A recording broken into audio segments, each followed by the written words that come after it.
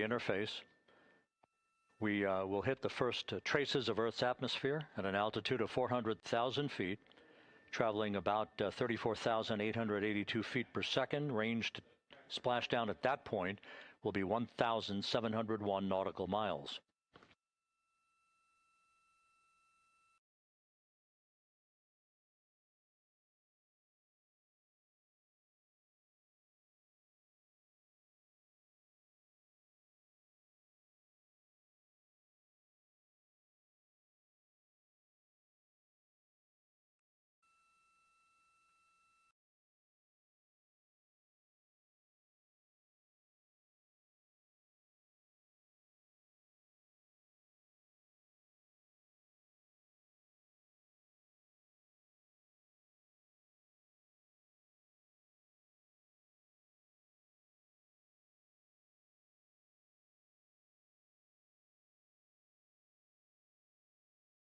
Until entry interface.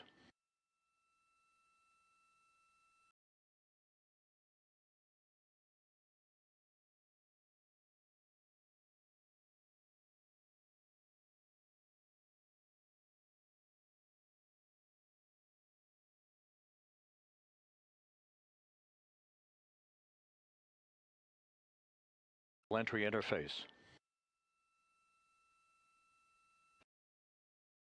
The expected start of our 6-minute blackout. Integrity, 1 minute to a 6-minute blackout. Integrity.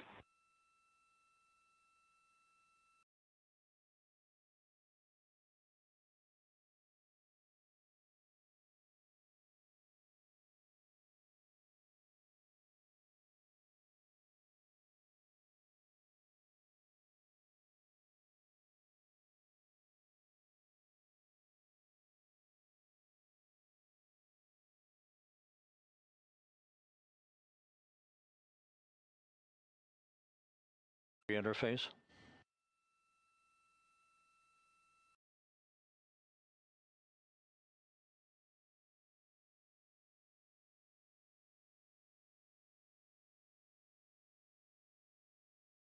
Now entering the Earth's atmosphere.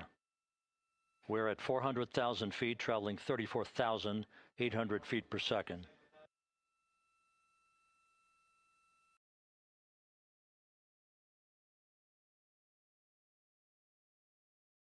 Minutes, 10 seconds.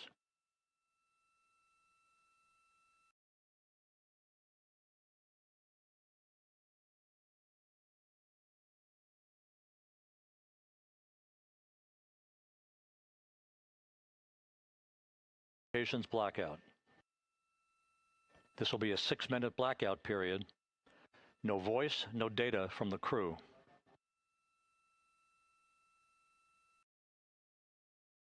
The true test of our trajectory.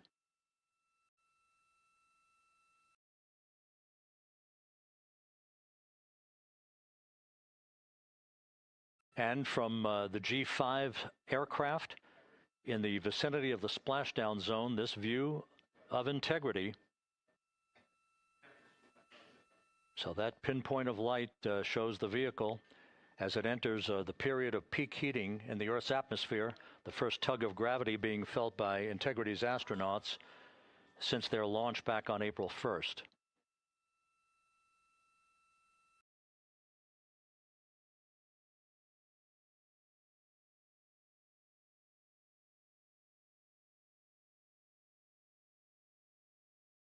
Blackout period. And it's 33 seconds.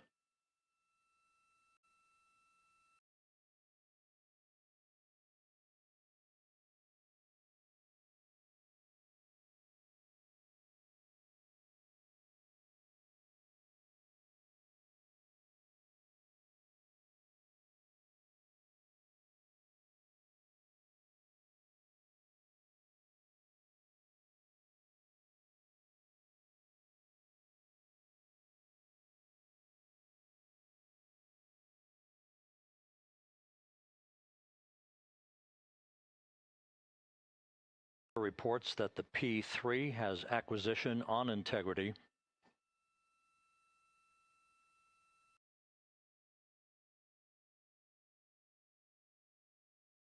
blackout period. This is a visualization of the plasma buildup around the spacecraft and the repelling of that heat on Integrity's heat shield.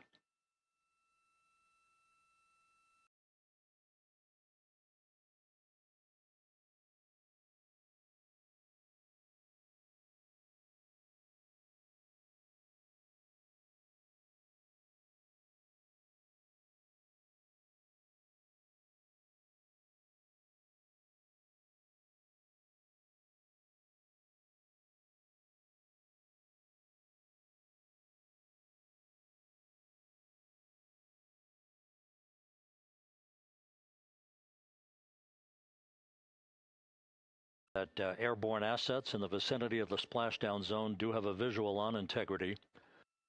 Still 2 minutes and 40 seconds left in our blackout period. Time to splashdown, 9 minutes, 35 seconds.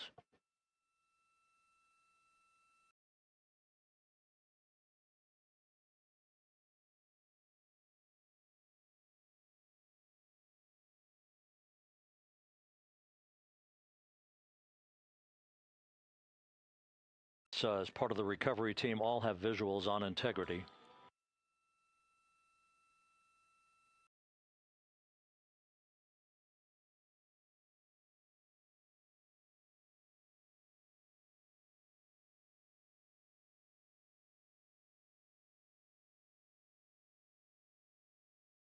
Seven flying in the splashdown zone also has a visual.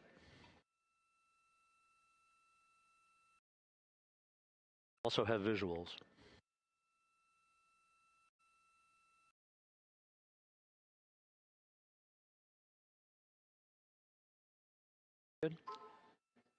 Still do not have communications from the crew.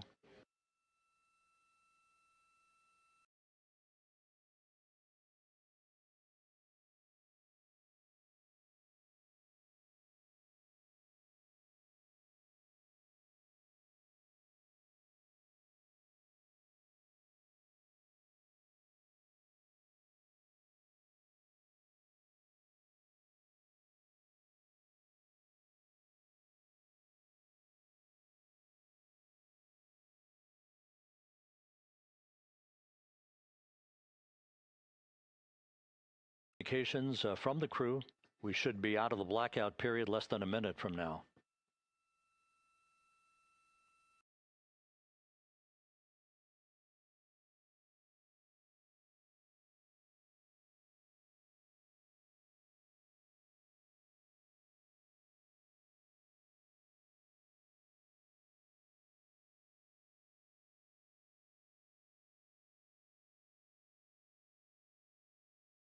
From Integrity.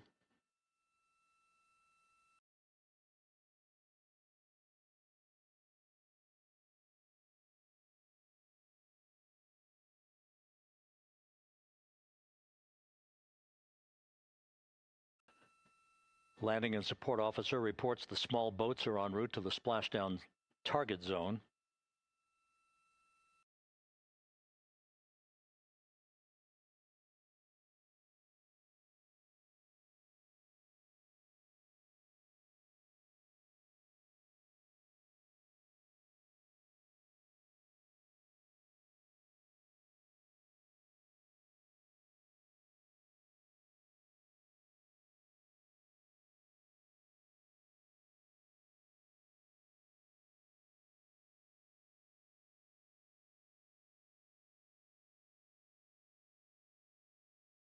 Thousand feet, our trajectory is perfect.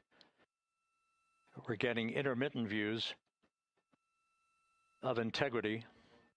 Still waiting to establish voice communication.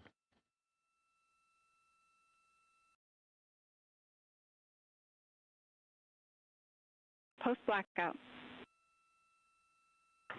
Houston, Integrity, we have you loud and clear. Your trajectory is nominal, and your recovery teams have visual. Guidance looks good. No action for the enabled internal camera controller fail. Big cheers from the viewing room here in Mission Control as voice communication reestablished with Commander Reid Wiseman For America and a waiting world, integrity is 5.5 minutes away from coming home.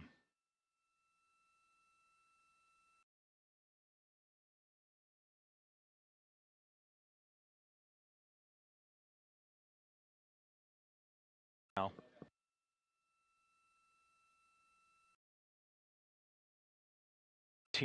nautical miles.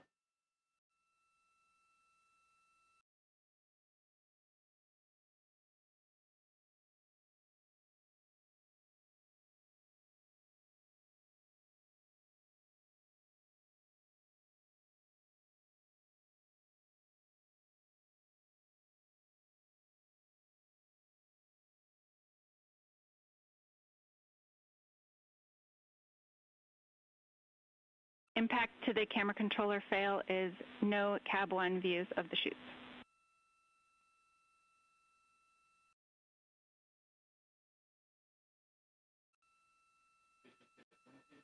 We're processing good data through the GPS system. A good view of integrity, time to splashdown 4.5 minutes.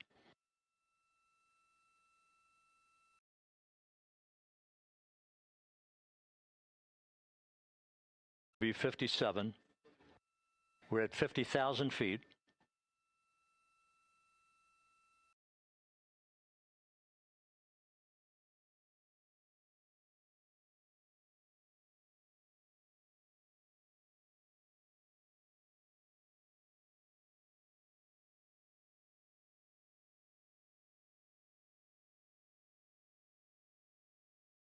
Covered jettison.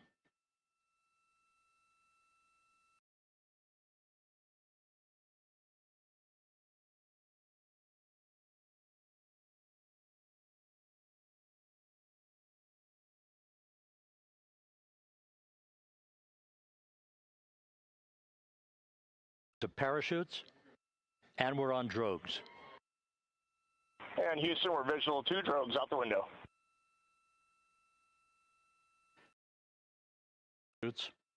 Next up. We copy, we see them. Next up, the deployment of pilot parachutes that will pull the main chutes out. Time to splash down 3 minutes and 10 seconds.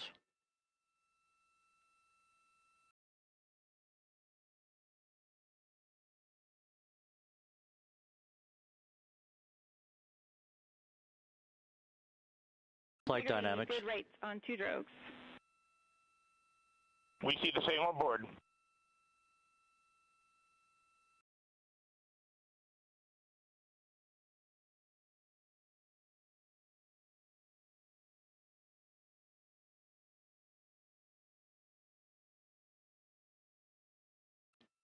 Still on drogues.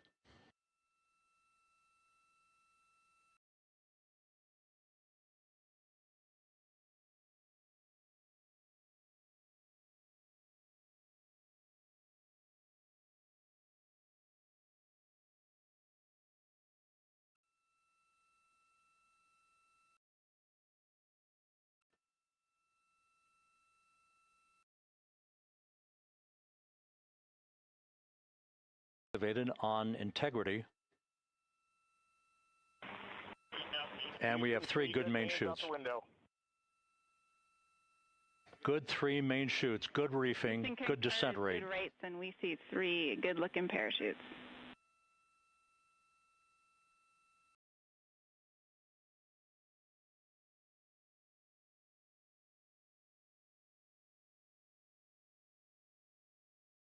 Integrity. Cabin pressure indicates no need for hydrazine checks. Integrity copies.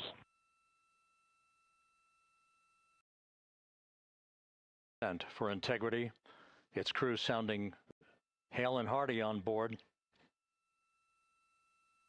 Time to splash down 1 minute, 15 seconds.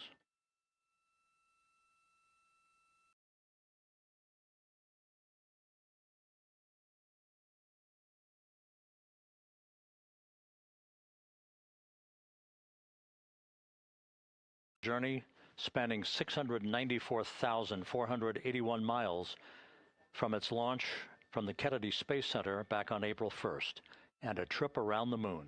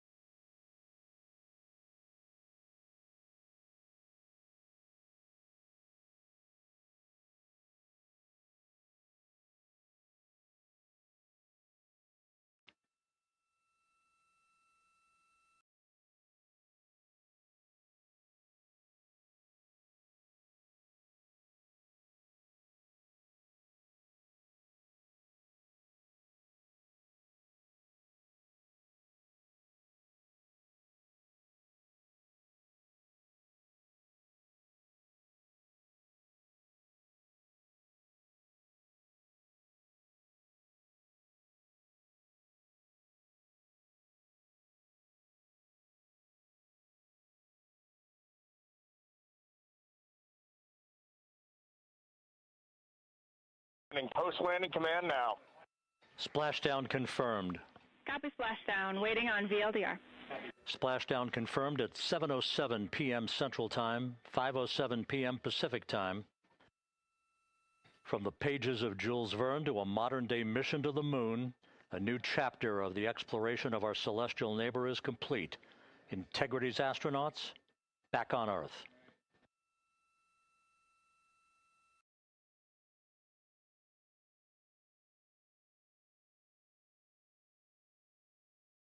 Officer reports the vehicle is stable 1. We still will be deploying the crew module uprighting system to maintain that orientation. A perfect bullseye splashdown for Integrity and its 4 astronauts.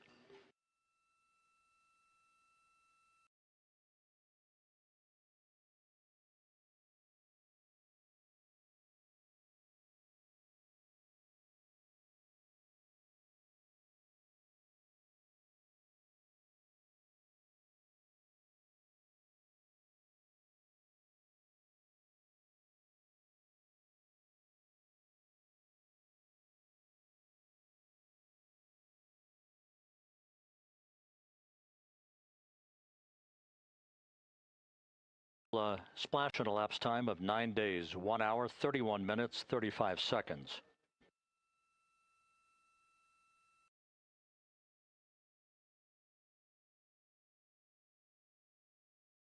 Reload data rate.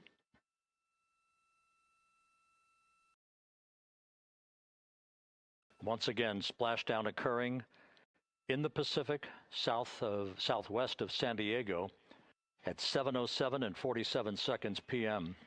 Integrity Houston, comm check on VLDR.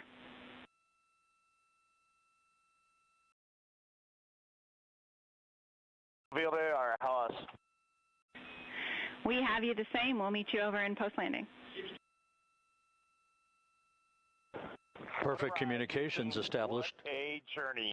We are stable 1, 4 green crew members. Houston copies all. Reid Wiseman reporting 4 green crew members. That is not their complexion. That is the fact that they're in great condition. That's what that means. So stable 1, upright. The crew module uprighting system is being deployed. The 5 airbags being inflated through helium to maintain the upright configuration for the vehicle. This was a textbook entry and a textbook touchdown for Integrity. Reid Wiseman, Victor Glover, Christina Koch, and Jeremy Hansen back on Earth after a journey around the moon.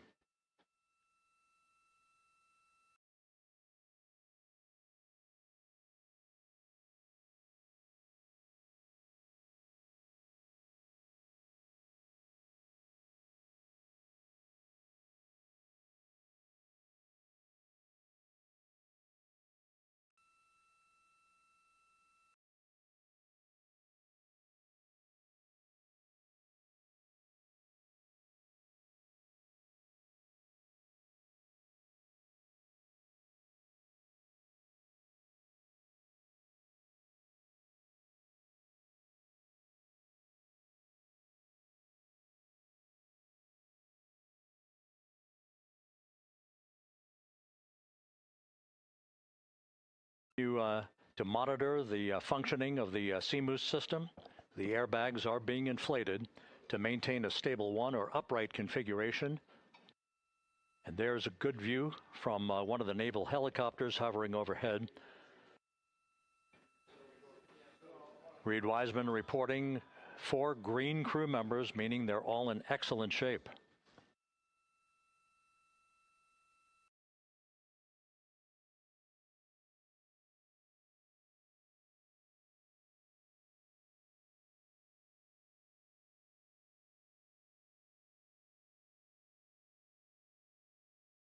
For SAR beacon and radio. Beacon is in for 06, and we're powering the radio now. Go ahead. We see the beacon on. However, the recovery team is not seeing the signal. Your SAR radio uses the same antenna, so you may run into trouble with the radio. We are also powering up the sat phone now.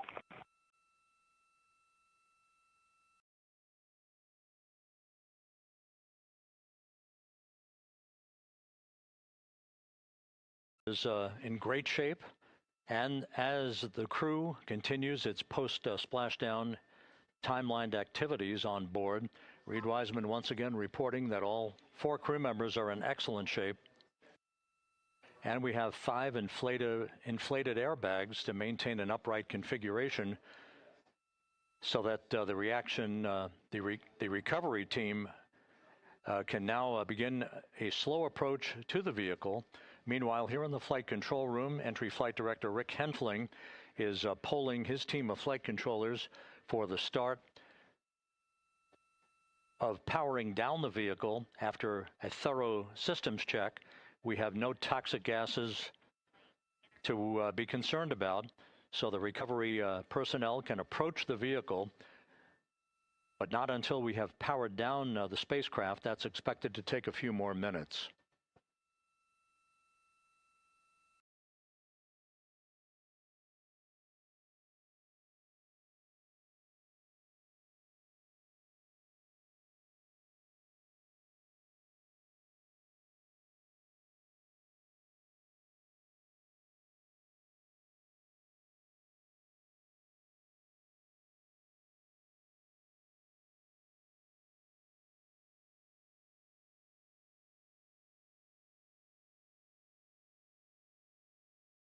Back on Earth, following its historic flyby of the moon. It was, for all intents and purposes, a textbook mission. On 28, but I'll remain on this frequency. We copy.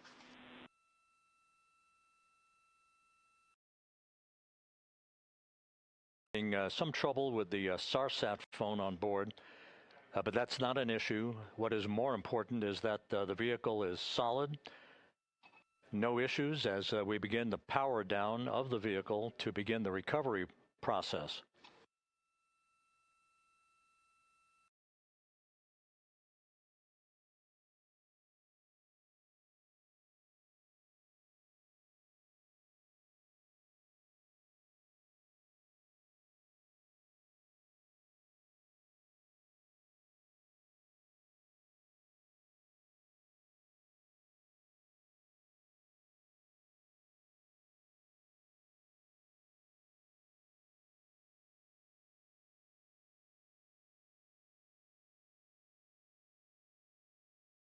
Mission Control reports that we have safed the prop system on integrity. Can you say again? That was very weak and broken.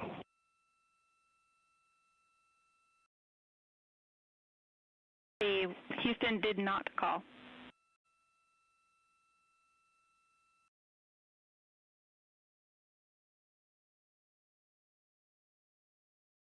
Stand by.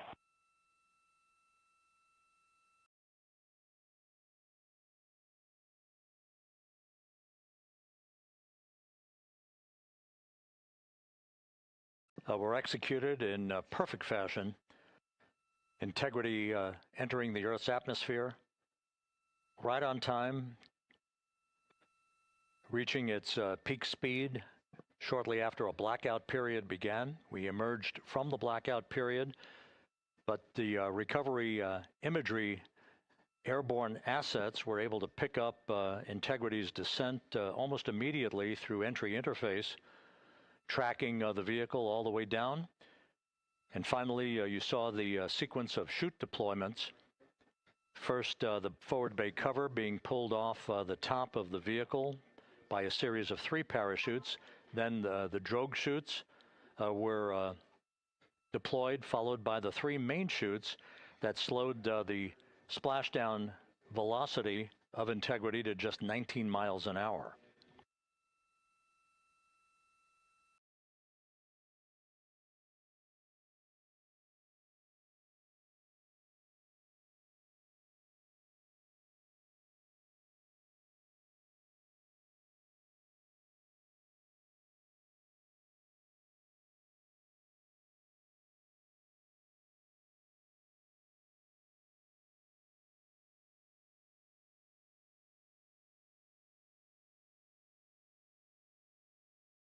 Houston, with no joy on SAR and SAT phone, we'd like you to command an additional 15 minutes for a total of 30-minute power down delay.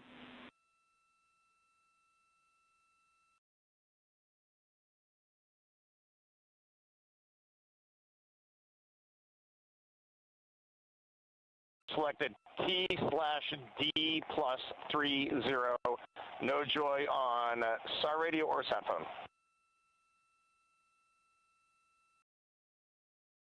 Master diver on SAR radio, please hold comms. Hey Lily, excuse me, hey Jackie, we just got the master diver on SAR.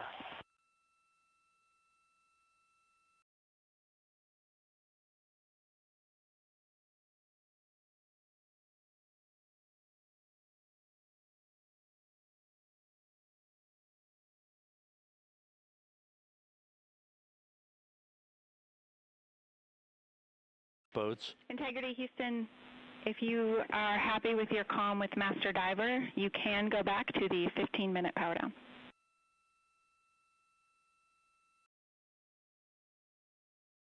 We'll confirm here in a second. The crew on board Integrity coordinating with the flight control team in Houston here in Mission Control on the timing of the power down of the vehicle, which will be the precursor to the recovery teams approaching the spacecraft. There are no issues with Integrity. We've had a bit of broken capability in establishing a SARSAT or satellite phone communications capability between the crew on board Integrity and the recovery team. That will get sorted out here shortly. There's plenty of cooling on board Integrity, so there's no rush to begin the power down. I'm trying to call you on the sat phone and not getting an answer there either. Concur. We haven't had anything come through.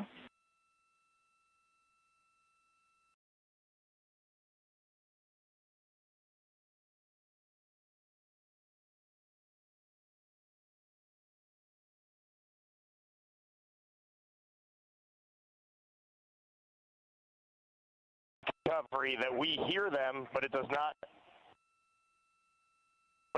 appear as though they are hearing us.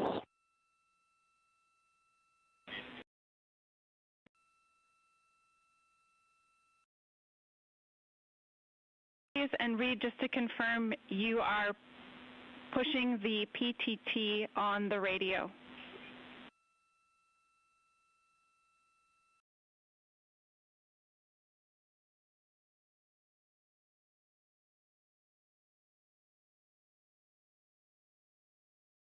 Sort out the communications between Integrity and the recovery teams. We are standing by for the initiation of the power down procedures that, as you see, the recovery teams are moving towards the side of the capsule. The next major event will be the erection of that large inflatable raft called the front porch. That will be the port of call for the crew as they're being extracted one by one from the vehicle.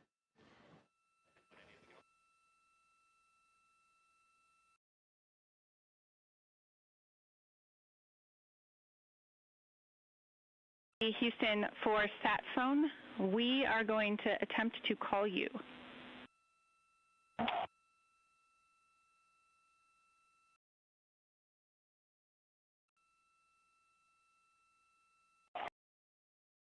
We are pushing the push to talk, the two buttons on the left side of the radio below the up-down arrows. We are utilizing them. I'm rebooting the radio to see if we get good comms.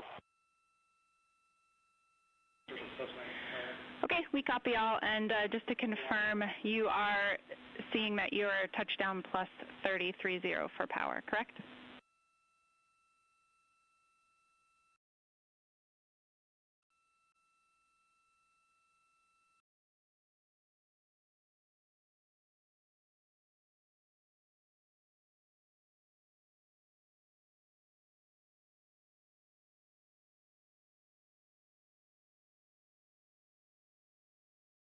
Approach to have mission control here call the crew on their satellite phone. This all part of the coordination for the power down of the vehicle. that will initiate the actual recovery operation.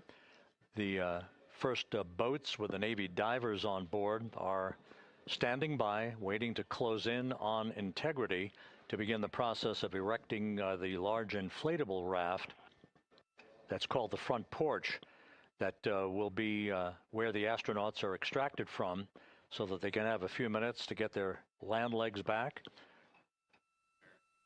before they're hoisted aboard the Navy helicopters for the flight back to the deck of the USS John P. Murtha.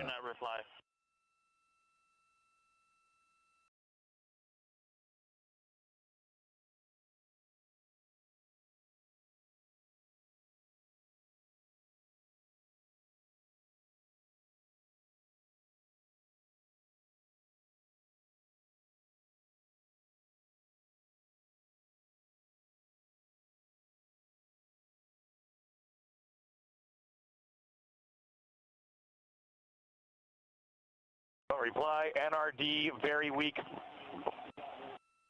but readable. Master diver, we can hear, but they cannot hear us.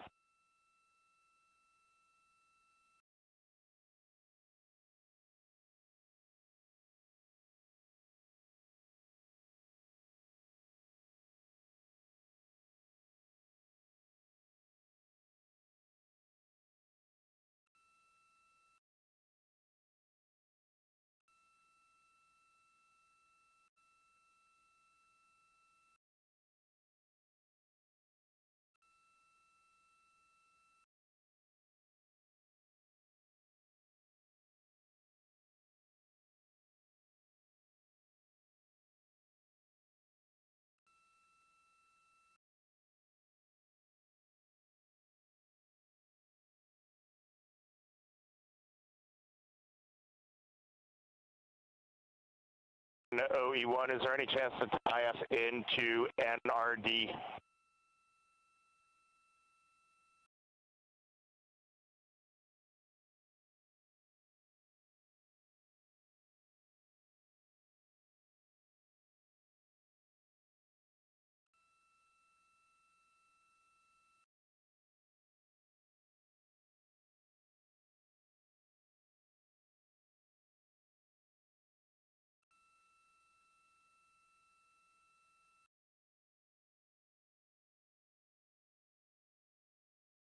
While we stand by for the establishment of communications between Integrity and the recovery team that is basically standing by very close to the spacecraft, we're going to go to the deck of the USS John P. Murtha, where Megan Cruz is standing by with Administrator Jared Isaacman.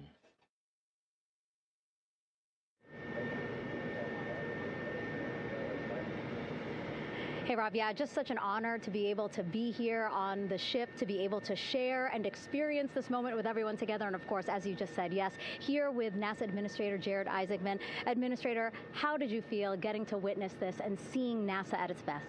Oh, I mean, I'm honestly, I'm still at a loss for words. I mean, you know, like the childhood Jared right now can't believe what I just saw. I mean, almost been waiting my whole lifetime to see this, and then it's NASA Administrator. I just couldn't be more proud of the entire workforce, the years, the effort, the late nights, all the hard work from across the country that contributed to this incredible moment right now. And yeah, incredibly grateful too for our teams here on the John P. Murtha right now. Yeah, look at them behind us here. Got everybody. Hey, what do you guys think? We just brought some astronauts back from the moon, huh? Unbelievable. Thank you. Yeah, so grateful to the Navy, the sailors that are here, the NASA teams. I mean, this is a joint effort that's on their way right now. These recovery forces are getting out to our Orion spacecraft, to Integrity, get our astronauts back on the ship safely. Yeah, and this is not just an accomplishment for NASA. This is an accomplishment for humanity. Again, a historic mission to the moon and back. How does this make you feel, and what do you hope people take away from this? Well, I'll tell you, you know, I think about the crew members that we've all had an opportunity to observe over the last 10 days, right? I mean, they're absolutely professional astronauts. I mean, wonderful communicators, almost poets. But then I think these were the ambassadors from humanity to the stars that we sent out there right now. And I can't imagine a better crew than the Artemis II crew that just completed a perfect mission right now. So yes, it's a huge moment for everybody, right? I mean, we are back in the business of sending astronauts to the moon, bringing them back safely, and to set up for a series more. I mean, this is not a once in a lifetime, which you hear sometimes around here. It's like, this was a once in a lifetime. No, it's not. This is just the beginning. We are going to get back into doing this with frequency, sending missions to the moon until we land on it in 2028 and start building our base. Yeah, are we going to build on the momentum for Artemis III? I mean, it's just around the corner. Absolutely. So, I mean, that's, you know, part of me too. Like, I can't wait to get the crew off of Integrity right now, but also getting Integrity back on this ship so we can start taking a look at it, because all that data is so precious to us right now. I mean, we are going to definitely want to take a good look at the thermal protection system. We're going to want to download all the data they couldn't transmit back to us and use that to inform Artemis III. But we're already making progress, right? You had SRB segments already showing up at KSC. Core stage for Artemis III is rolling out on April 20th. We're getting Mobile Launcher 1 back in vehicle assembly building. So yes, there is a lot to celebrate right now on a mission well accomplished for Artemis II, and at the same time, we got to start getting ready for 3. Amazing. And last question, you know, for people who joined us for all 10 days to see what we can accomplish together with our international partners, what do you think about the fact that we're going to keep doing this more and more and more?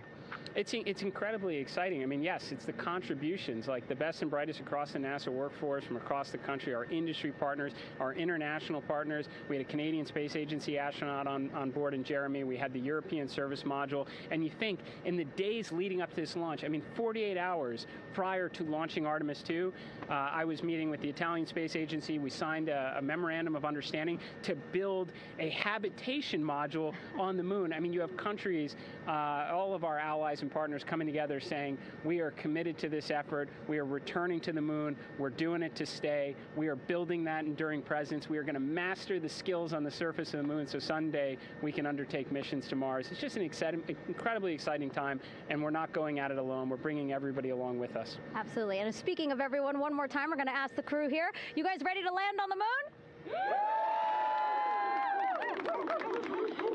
Awesome. I love that. Okay, well, thank you so much, Administrator. Appreciate you being here. We're, of course, going to stay on to watch the crew get extracted from Orion, so stay tuned, and we'll see you back here shortly.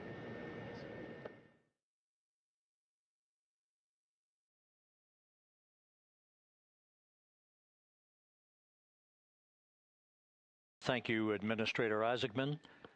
We are in the process of working to establish that communications link and to establish the procedures that will lead to the power down of the spacecraft, which is gently bobbing in the Pacific following a bullseye touchdown that occurred at 7:07 p.m. Central Time, 5:07 p.m. Pacific Time, 2.5 hours before sunset in the Pacific southwest of San Diego.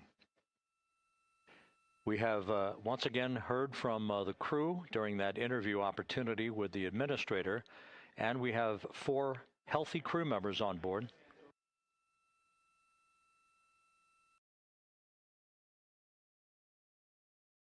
Information that the vehicle has been powered down as per the procedures, so we have vehicle powered down. And the flight control team here in Houston, Flight Director Rick Henfling, has handed over mission authority to the Exploration Ground Systems team out in the Pacific. Now, we will physically not get off console with this team until the crew has been extracted into the front porch, that inflatable raft that will be erected along the side hatch of Integrity. So we're standing by for that in the next step in the recovery procedures. But everything is in great shape, and we have 4 healthy crew members on board the vehicle.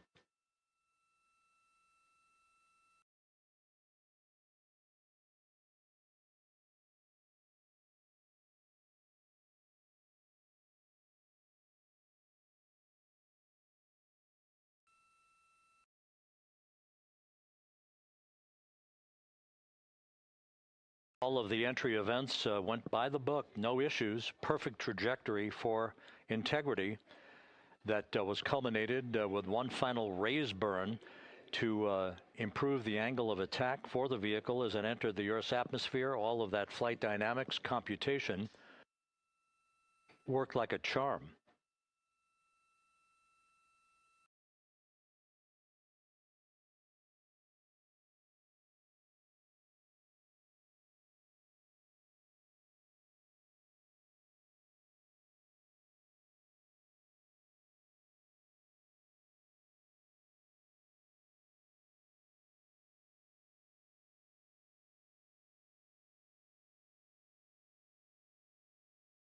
for the recovery team to approach integrity and begin the process of erecting that inflatable raft called the front porch, which will see the crew members be extracted from the hatch of Orion into that inflatable raft before they're hoisted aboard two Navy helicopters in a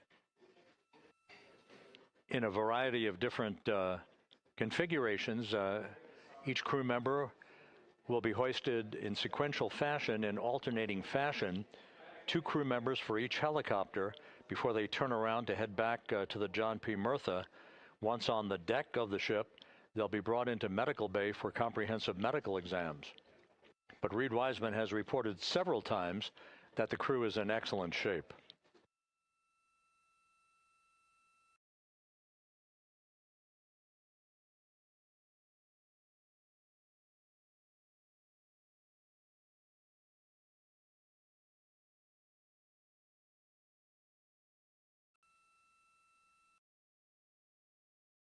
It has been some 26.5 minutes since the splashdown of Integrity in the Pacific. The vehicle is in excellent shape. It performed like a champ all the way down through the Earth's atmosphere.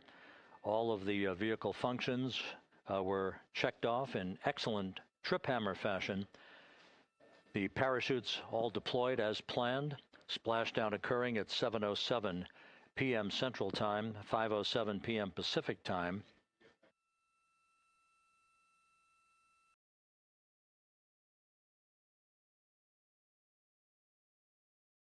A bit of a tussle to try to establish a communications link with the recovery team. We were finally able to run through the procedures for the powering down of the vehicle. We've handed over mission authority to the Exploration Ground Systems folks out in the Pacific, and the recovery team will be approaching the vehicle shortly to erect the inflatable raft called the front porch before opening the hatch to Integrity to bring the crew members onto that raft before they're hoisted onto two Navy helicopters, two crew members for each helicopter, before they're flown back to the deck of the USS John P. Murtha.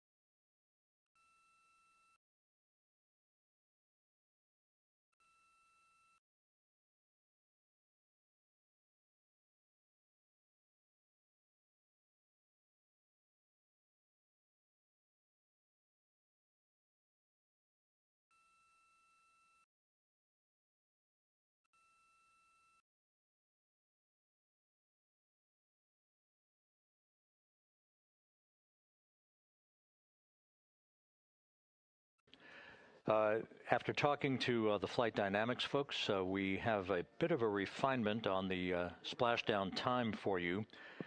Their computation shows a splashdown time of 7:07 and 27 seconds p.m. Central Time, 7:07 and 27 seconds p.m. Central Time.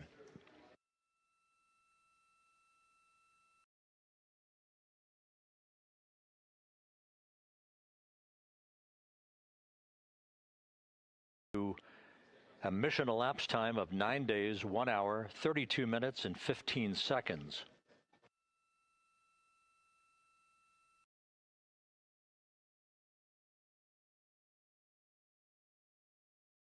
From Flight Dynamics, a splashdown time of 7:07 and 27 seconds p.m. Central Time. That would equate to a mission elapsed time of 9 days, 1 hour, 32 minutes, and 15 seconds.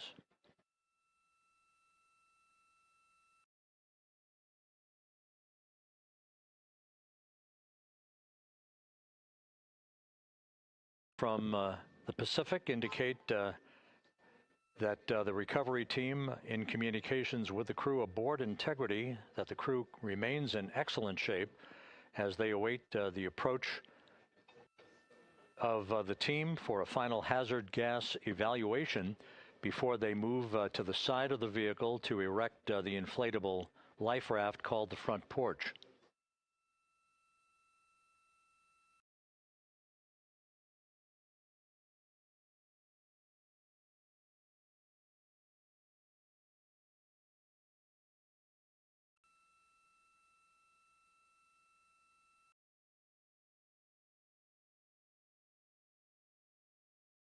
Integrity, the vehicle is powered down. All of its systems are now safed. We have handed over mission authority to the Exploration Ground Systems folks in the Pacific, but we will not stand down and have the entry flight control team depart its positions until that inflatable raft, the front porch, is erected, the hatch open, and the crew having exited the vehicle. So that's the next step in the recovery process that will lead to the hoisting of the crew members. For 2 crew members for each helicopter, they'll be hoisted to a pair of Navy helicopters that will then fly a short distance back to the USS John P. Murtha.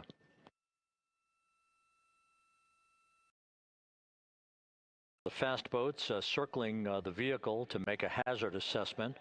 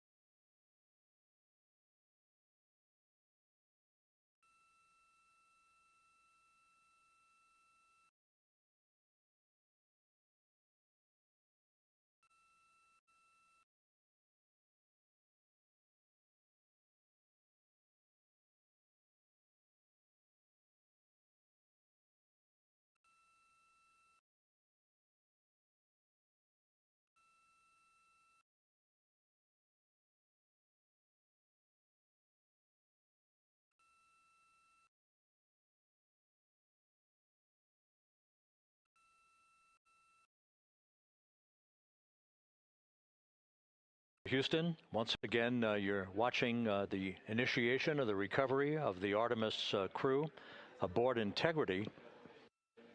All of the Navy divers and the fast boats are now approaching the spacecraft after conducting a hazard assessment. The vehicle has been powered down. Entry Flight Director Rick Henfling now waiting for the life raft, the front porch, to be erected along the side of the vehicle so that the hatch can be opened and the crew members extracted from Integrity, soon to be hoisted one by one into a pair of Navy helicopters for a short flight back to the deck of the USS John P. Murtha. If you missed it earlier, we talked to Flight Dynamics and received a more official touchdown time or splashdown time, as it were, of 7:07 and 27 seconds p.m. Central Time, 5:07 and 27 seconds p.m. Pacific Time. That would equate to a mission elapsed time of 9 days, 1 hour, 32 minutes, and 15 seconds.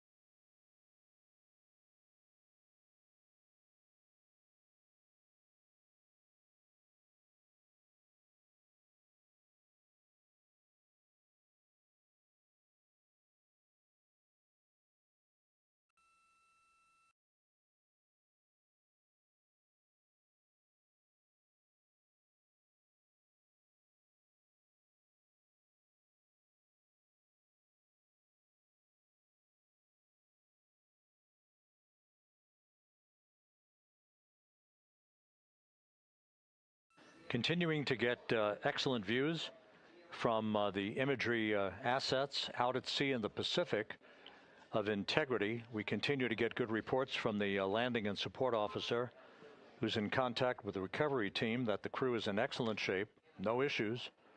They're just currently biding their time, waiting for the front porch to be erected. We have no hazardous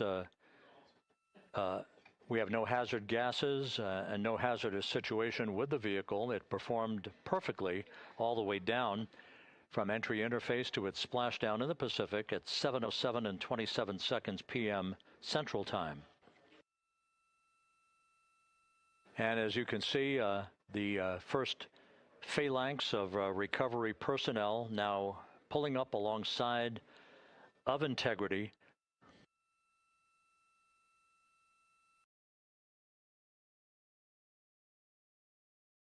A Navy flight surgeon and other recovery personnel who have trained for several years for this recovery process.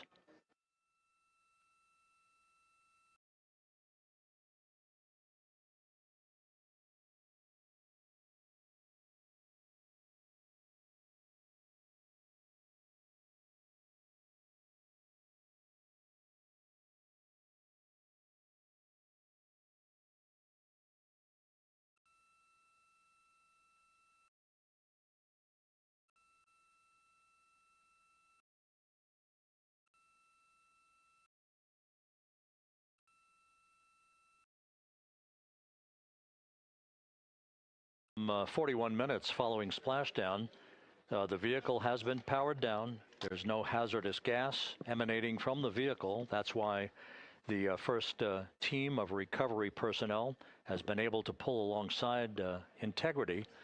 And the reports continue to come in that the 4 astronauts are in excellent shape.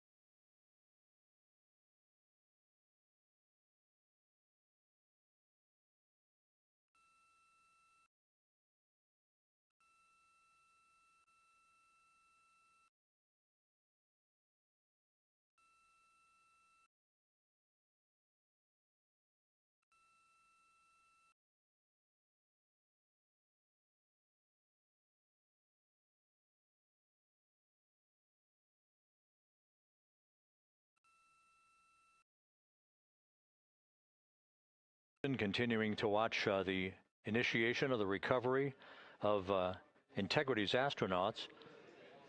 One by one, they'll be brought out of the spacecraft onto a large inflatable raft just a short time from now.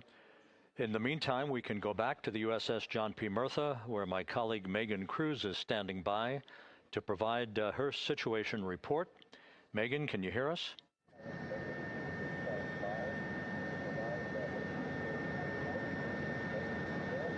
Hey, Rob. Yes, I can hear you. Thank you. Yeah, we're back here on the bow of the recovery ship where there are still plenty of people peering out into the water. We are not very far from the action everyone is seeing on their screen now. The Orion spacecraft, Integrity, in the ocean, surrounded by a number of recovery boats.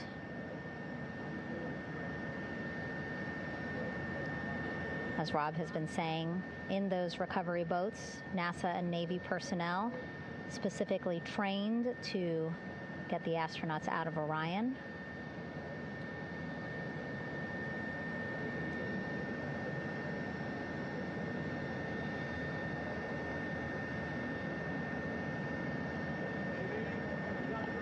In some of our wide shots, you can probably see that there are 6 boats out in the water. More than 40 people out in the water right now on those boats.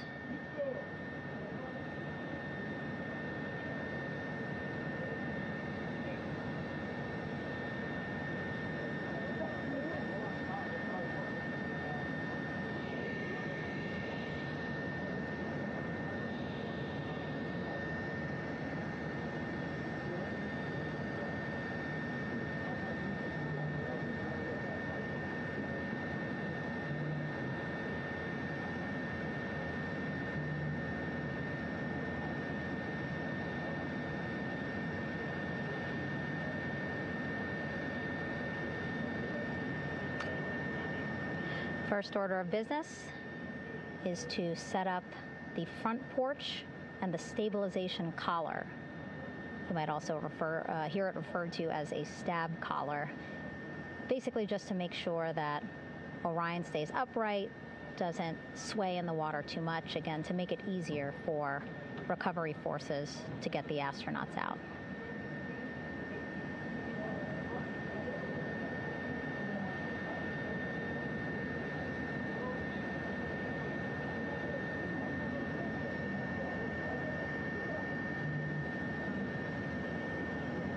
Again, we splashed down in the Pacific Ocean just after 5 p.m. Pacific time here. It's a requirement by NASA to be able to get the crew out of Orion within 2 hours of splashdown. So doing great on time so far. Plenty of time. No rush either. I was speaking to NASA flight surgeon Rick Schuring earlier in this broadcast, and he said to me, no rush to get the crew out. Just want to make sure that they're feeling good. And whenever they're ready to take their step out of Orion and onto that large raft, the front porch, folks will be ready.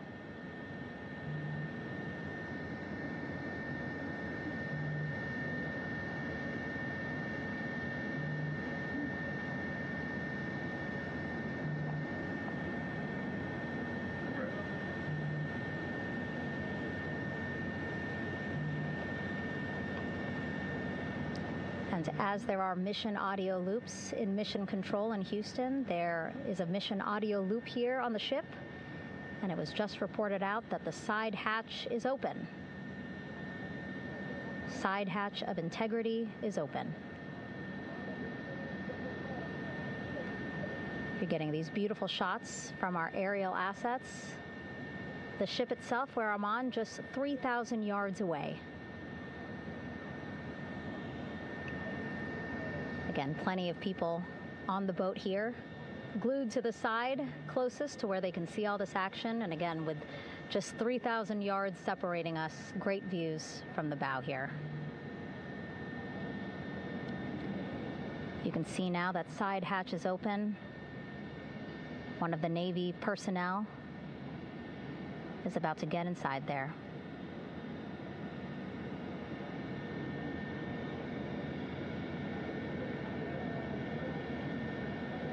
In they go. In total, 4 will go into Orion. So it'll be a little bit of a tight squeeze, but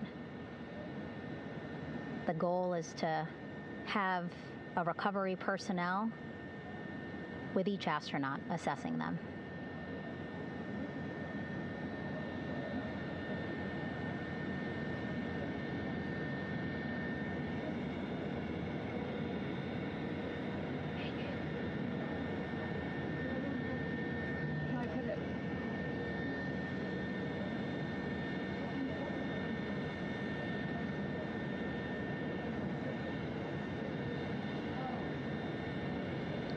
Boats getting closer now. Again, that one that's right up against Orion, those are the divers that will go in to the spacecraft to check on each of the astronauts.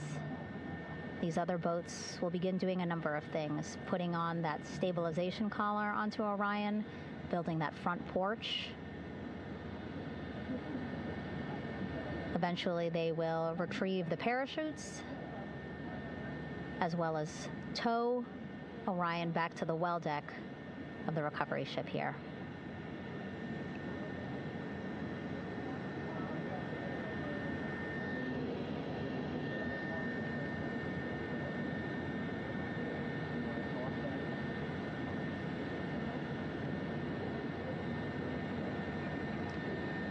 And so as we wait for the Navy and NASA personnel to get their assessment of the crew inside of Orion, why don't we toss it back to Rob for an update? Yeah, thank you, Megan. Here in Mission Control, Flight Director Rick Henfling and the entry team of flight controllers still on duty. The vehicle has been powered down for some time now.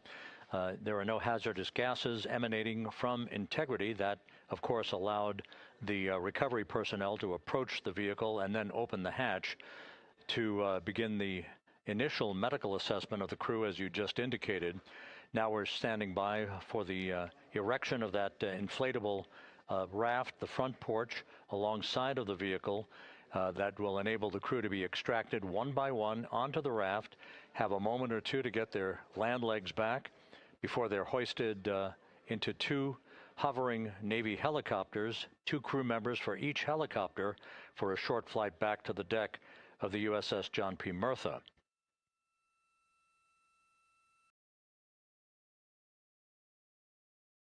Systems operated flawlessly throughout the course of the approach to the Earth, the entry into the Earth's atmosphere, and all of the key milestones that followed in this high-speed return to Earth for integrity. A mission that spanned more than 694,000 miles from the vehicle's launch from the Kennedy Space Center atop the Space Launch System back on April 1st.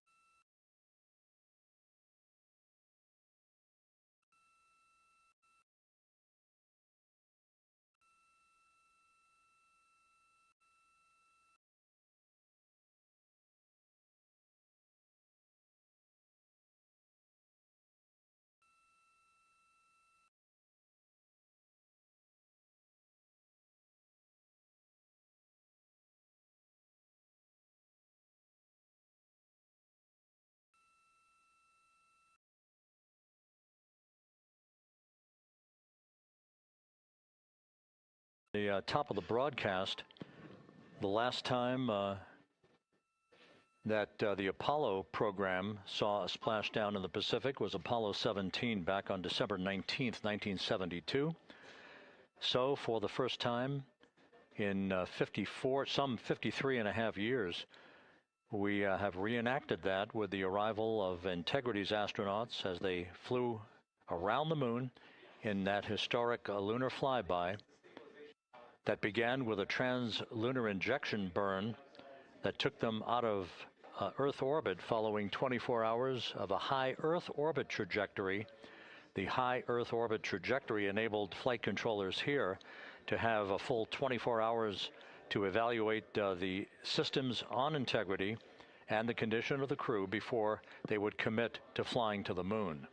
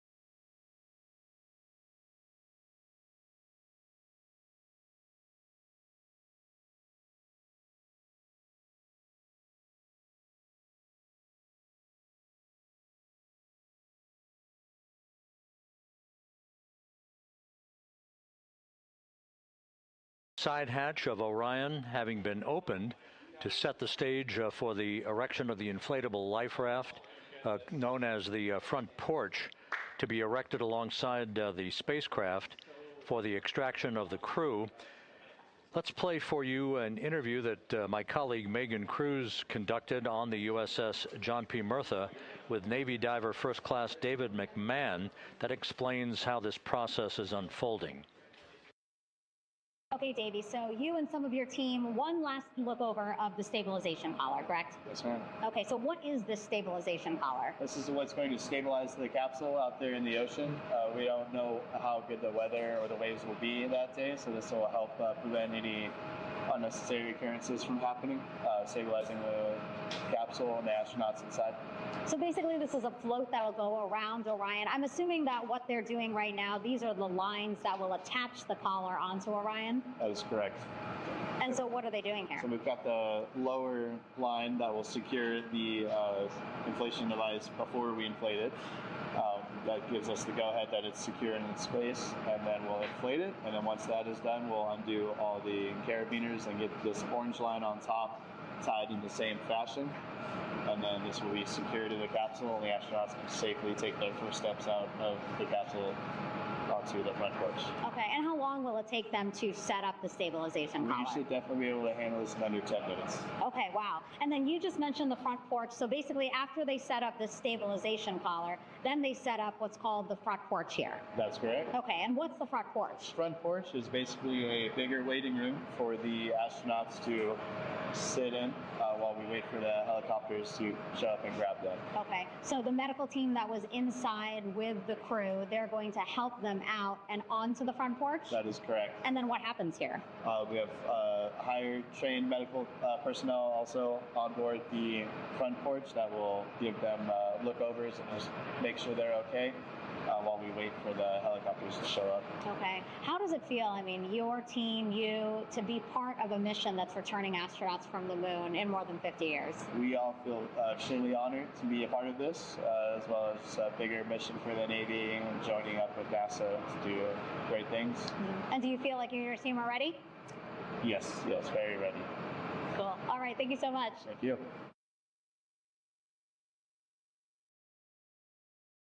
Once again, the recovery operations are continuing out in the Pacific.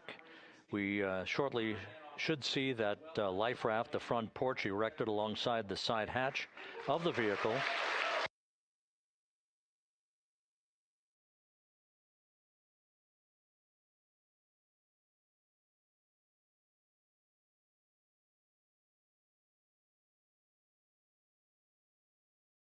Have come into the flight control room to receive congratulations from Entry Flight Director Rick Henfling, but we're going to stick with our operations out in the Pacific as we await the extraction of the 4 crew members who are reported to be in excellent condition.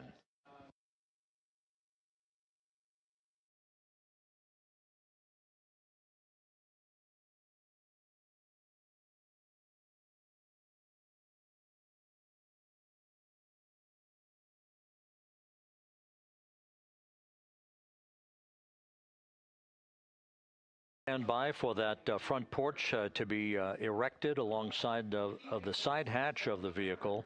Let's go back to the USS John P. Murtha and Megan Cruz. Megan?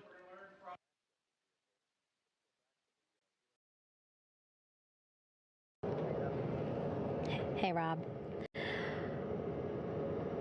Pausing now to listen to some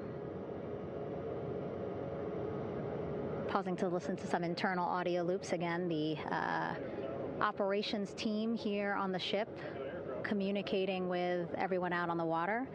It seems like currents are hindering them a little bit from unfurling and inflating the stabilization collar as well as the front porch. But again, the requirement to get the crew out within 2 hours of splashdown, plenty of time. So no concerns just yet.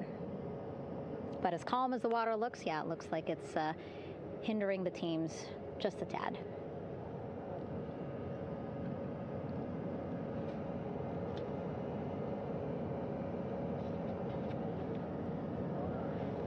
You can see in some of our shots that side hatch still open. Again, inside there are now 8 people inside.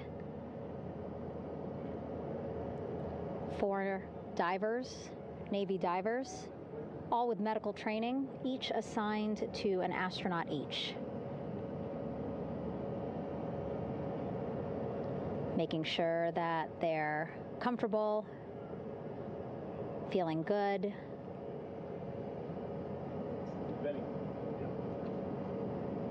As you've heard us say in the broadcast, you know, they expect a little bit of discomfort. Again, these astronauts just traveled back to Earth at 25,000 miles an hour, a nearly 695,000-mile journey around the moon.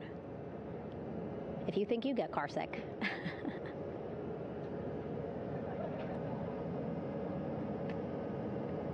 Again, 6 boats out there, lots of gear with them, just in case, right? As we said, the crew reported feeling great, but again, all those folks out there in case they weren't, right? NASA is all about making sure we think about every situation that can happen, and so, of course, wanted to be ready in case any of our astronauts needed more medical attention while out there in the water.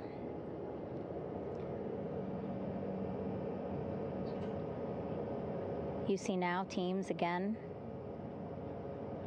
trying to set up the stabilization collar and front porch for the crew to get out of Orion. They need both, right? The stabilization collar will keep Orion from swaying as you see it is doing now.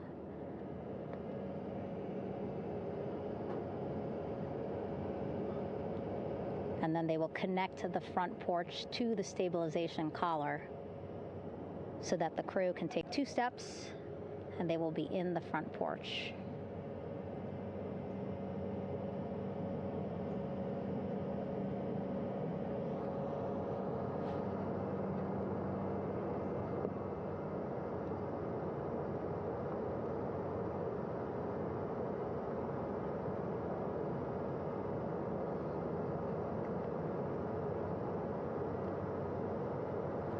Not a lot of chatter on the mission audio loops. That's a good thing. Again, things proceeding pretty nominally, even if they're fighting some currents out there on the Pacific Ocean.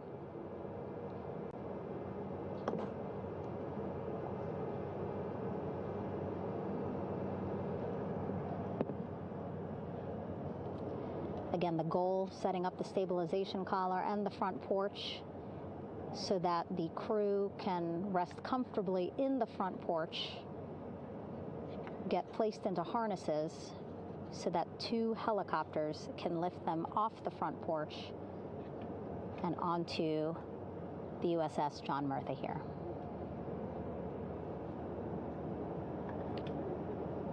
The helicopters are going to take turns picking up an astronaut.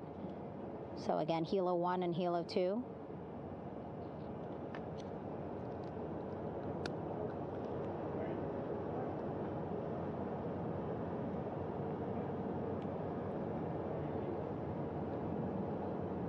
Okay, and the recovery team here on the ship just got a report from the undersea medical officer who is inside the capsule with the crew. He is reporting all 4 members are green. All of our 4 astronauts, Reid, Victor, Christina, Jeremy, green, meaning they are feeling great, not the complexion of their skin. They are feeling great, happy to be home, and ready to be extracted as soon as possible.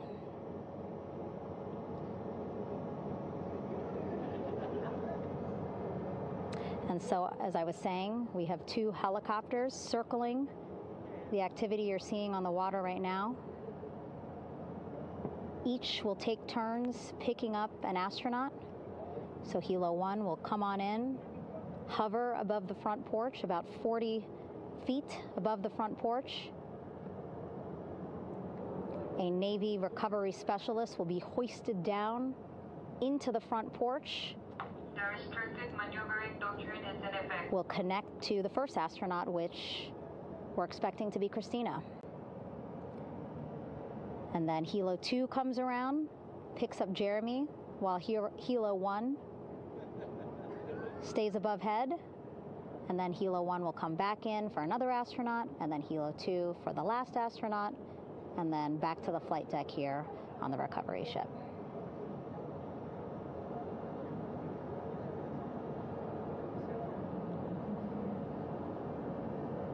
I was talking to Assistant Artemis Recovery Director Paul Sierpinski. He said helos are a much quicker, safer way to get on board. They did actually consider boats, but then if you think about it, longer time, the crew would have to move through more of the ship.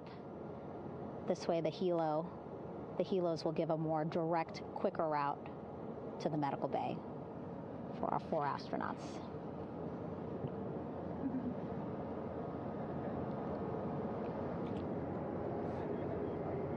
Beautiful shots from our aerial and imagery teams.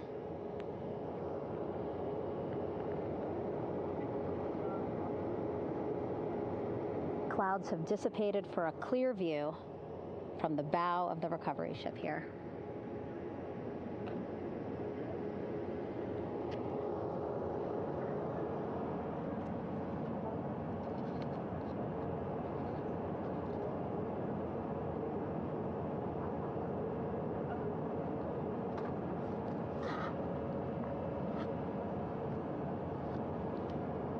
You can still see divers in the water there. Encircling Orion, that is that stabilization collar we've been telling you about.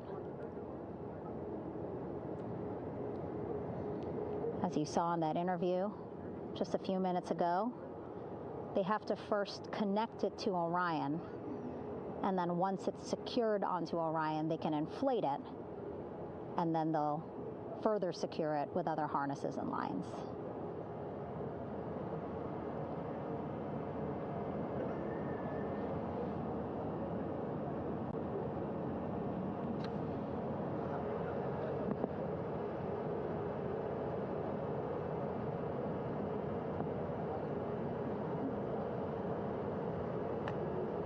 About an hour and 10 minutes since splashdown in the Pacific Ocean here.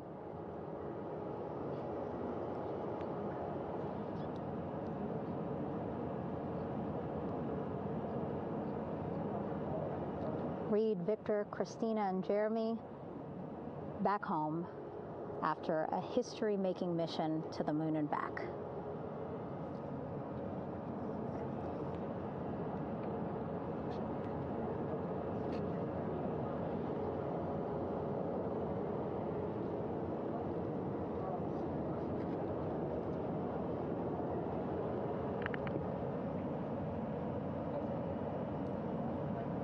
If you missed what we said just a couple of minutes ago, the undersea medical officer inside with the crew in Orion reporting all 4 crew members feeling great.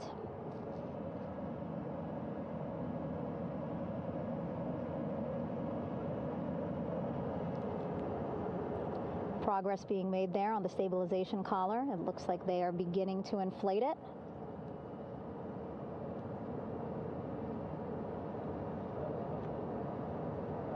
And it looks like they're starting to unfold the front porch in order to get that into the water here shortly and inflate that as well.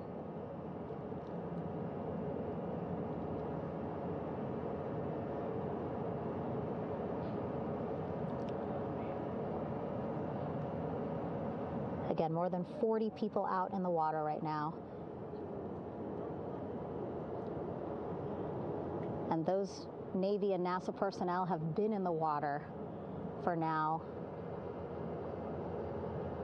about 4 hours.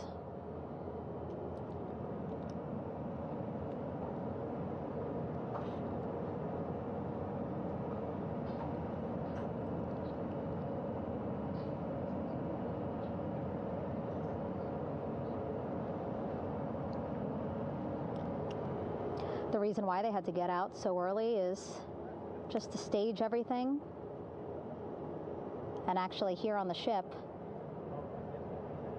when there are flight operations happening, you can't have anything else, right?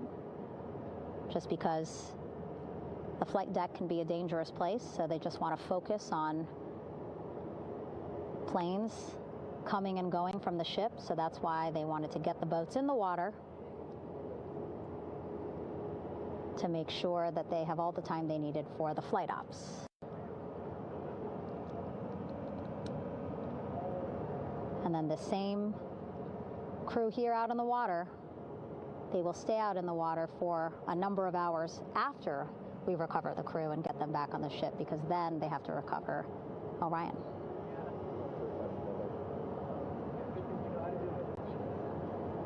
All right, that stabilization collar looking good around Orion.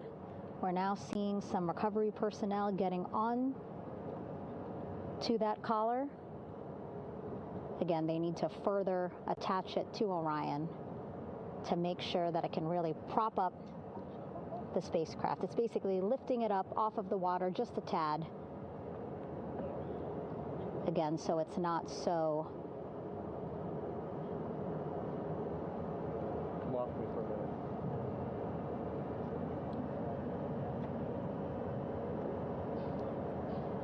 so it doesn't sway so much in the water there.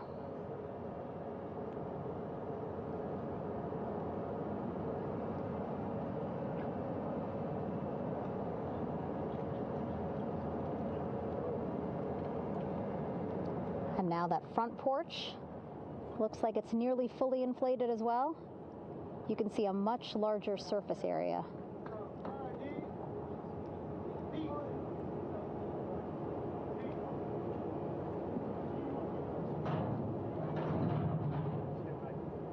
And so once the crew get out of Orion, they can stretch their legs a little bit on this front porch, get some fresh air.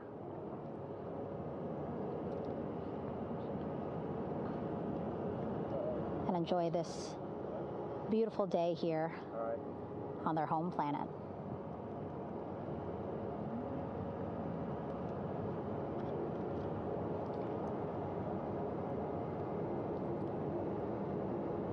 It appears teams now are about to connect the front porch to the stabilization collar.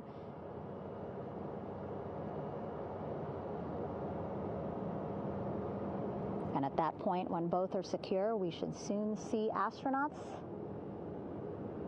come out of Orion.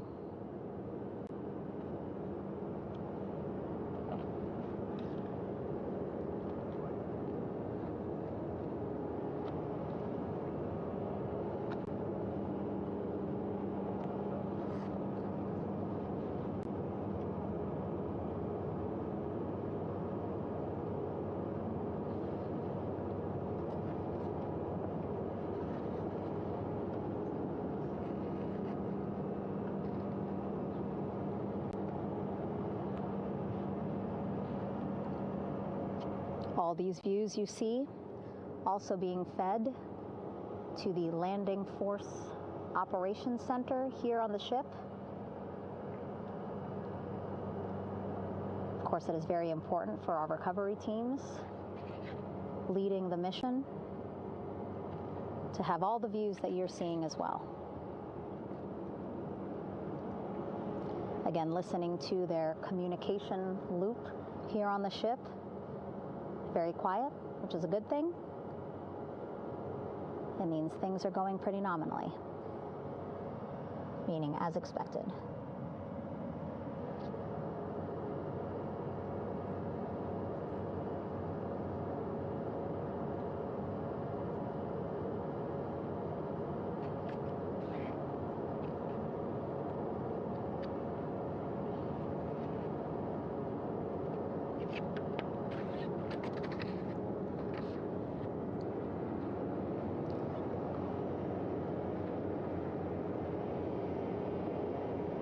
Again, all this activity happening just 3,000 yards away from the ship. So that means this will be a very quick flight back on the helicopters for the crew.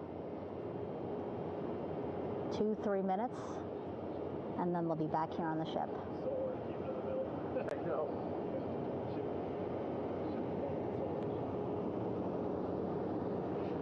Okay, saw a thumbs up from one of the personnel on the front porch.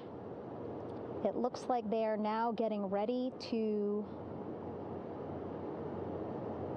deploy what they call the Air Rescue Vest, ARV.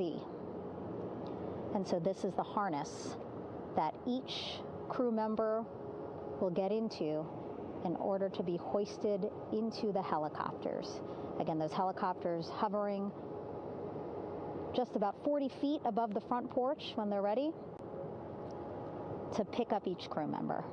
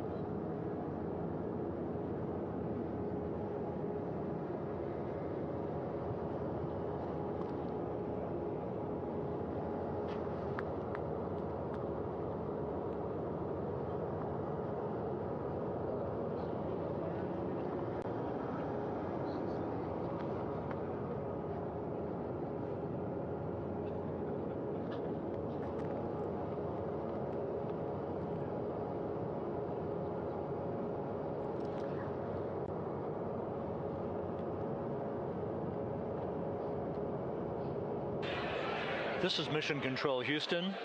Behind me, a fairly raucous scene as hundreds of flight controllers have poured into the flight control room here. This is reminiscent of the scene after the final shuttle mission of STS-135, although that was the end of a program. This is only the beginning of a program with the textbook splashdown of Integrity and its 4 astronauts. We're standing by for the crew to be extracted from the spacecraft. Entry Flight Director Rick Henfling invited all of these flight controllers who have contributed to this mission to enter the flight control room to have an opportunity to receive well wishes and to share the mutual glow that exists in the wake of a textbook mission for Integrity. On the front screen here in Mission Control, a sign that says "Welcome Home, Integrity, taking humanity back to the moon, going further, and returning safely to Earth." So all of that jubilation, part of the post-splashdown activities, even as we await the crew being extracted from the vehicle to be hoisted onto Navy helicopters for the trip back to the USS John P. Murtha.